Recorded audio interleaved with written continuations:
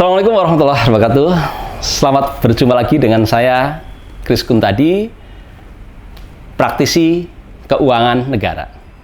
Setelah sebelumnya kita berbicara apa itu sektor publik, keuangan negara, dan pemerintahan, maka pada kesempatan kali ini saya ingin bincang-bincang terkait keuangan negara. Lebih spesifik adalah siklus keuangan negara. Kita tahu bahwa keuangan negara adalah sesuatu yang terkait dengan negara, ya. Khususnya adalah segala hak dan kewajiban, ya, yang dapat dinilai dengan uang dan terkait dengan negara. Itulah keuangan negara. Di sana banyak. Ada hak untuk memungut pajak ataupun PNBP, pendapatan negara bukan pajak. Ada pengaturan terkait dengan belanja-belanja. Itu adalah keuangan negara. Termasuk bagaimana mengelola moneter. Itu juga keuangan negara. Nah, keuangan negara ini kalau kita gambarkan ini sebetulnya amanah dari Undang-Undang Dasar 1945, di mana UUD 45 itu memberikan kewenangan kepada rakyat sebagai pemegang, ya, atau sebagai tujuan dalam keuangan negara. Kenapa? Karena mereka dikatakan sebagai dari rakyat, oleh rakyat, dan untuk rakyat.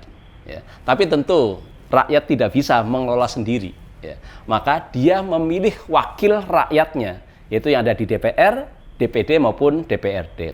Nah, mereka yang sebenarnya dikasih kewenangan oleh rakyat. Tetapi karena DPR, DPD, dan DPRD ini sebagai lembaga perwakilan atau lembaga politik, maka akan sangat berat ketika mereka ditugaskan untuk mengelola keuangan negara. Makanya lembaga perwakilan DPR, DPD, DPRD itu menyerah kelolakan keuangan negara kepada pemerintah, baik pemerintah pusat maupun pemerintah daerah. Nah, karena diberikan hak untuk mengelola keuangan negara, maka pemerintah itu setiap periode wajib mempertanggungjawabkan keuangan negara yang diserah kelolakan dari wakil rakyat tersebut. Nah, apa konsekuensi dari dia mengelola tadi? Ya tadi, dia melakukan pertanggungjawaban. Tapi hati-hati, karena ketika antara pemerintah dengan lembaga perwakilan mereka menyerah kelolakan dan pertanggungjawabannya hanya mereka berdua, maka ini akan menjadi berbahaya. Kenapa? Karena bisa saja laporan tadi itu laporan yang tidak kredibel, laporan yang tidak bisa diterima oleh publik. Publik siapa? Publik yang tadi menyerahkan kepada dari rakyat kepada lembaga perwakilan. Makanya di sini perlu ada lembaga eksternal, ya, yang independen dan mandiri untuk memeriksa keuangan negara tersebut. Ya. Siapa itu? Itu Badan Pemeriksa Keuangan.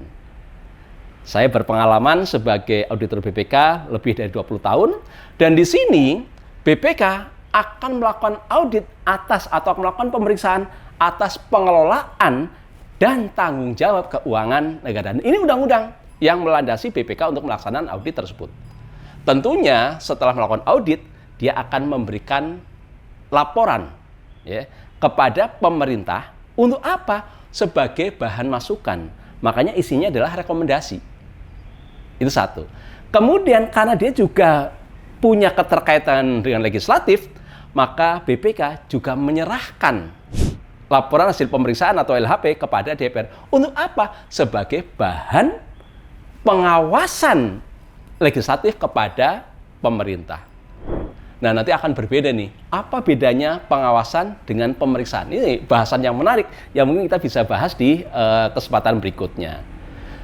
Dan ada juga laporan hasil pemeriksaan BPK yang tidak diserahkan kepada pemerintah maupun diserahkan kepada DPR atau DPRD. Kepada siapa? Dia serahkan kepada APH, aparat penegak hukum, KPK, kejaksaan, polisian. Dalam hal apa? Dalam auditnya ada indikasi tindak pidana korupsi. Nah, ini akan diserahkan kepada aparat penegak hukum sebagai input bagi APH dia untuk melaksanakan penyelidikan maupun penyidikan atas kasus-kasus korupsi tersebut. Ini menjadi menarik. Semoga kita tetap akan bertemu di pertemuan berikutnya untuk membahas berbagai lingkup tentang sektor publik, keuangan negara, maupun sektor pemerintahan.